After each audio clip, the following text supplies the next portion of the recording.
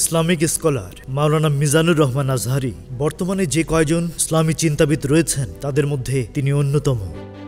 সম্প্রতি কঠিন বিপাকে মিজানুর রহমান আজহারি তিনি জানিয়েছেন নতুন করে রেস্ট্রিকশনে পড়েছে তার ফেসবুক পেজ রিস্ক ডাউন করে দেওয়া হয়েছে। মঙ্গলবার ফেসবুক পোস্টে তিনি জানিয়েছেন ফেসবুকে কয়েক দফা রেস্ট্রিকশন পার করে আসার পর গত 6 মাস পূর্বের একটি পোস্টের জের ধরে আবারও নতুন করে রেস্ট্রিকশন এসেছে।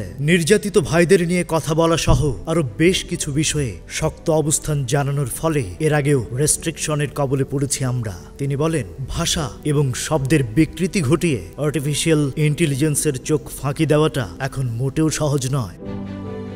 প্রতিটা রেস্ট্রিকশন মানেই দাওয়া প্রচারের এই বড় প্ল্যাটফর্মটা হারানোর ঝুঁকি বেড়ে যাওয়া। এবার ফেসবুক লাস্ট ওয়ার্নিং দিয়ে জানিয়েছে আর কোনো ভায়োলেশন হলে পেজটি আমাদের হাত ছাড়া হয়ে যাবে। শুভানুধ্যায়ীদের প্রত্যাশা থাকে যেন চলমান প্রতিটি ইস্যুতেই আমরা কথা বলি বা শক্ত অবস্থান জানাই। আজহারি বলেন, আমাদেরও অনেক সীমাবদ্ধতা রয়েছে, এটা বোঝাতেই আজকের এই পোস্ট।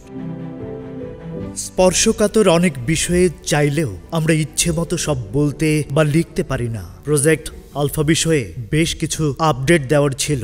লেটেস্ট পোস্টে যে হারে রিচ ডাউন করা হয়েছে এটা জারি থাকলে জানি না প্রজেক্ট আপডেটগুলো আপনাদের পর্যন্ত কতটুকু পৌঁছাবে। সপ্তাহে প্রতি জুমার নামাজের পরপরই আমাদের নিয়মিত আপডেট থাকে, সেগুলো ম্যানুয়ালি চেক করার আহ্বান রইল।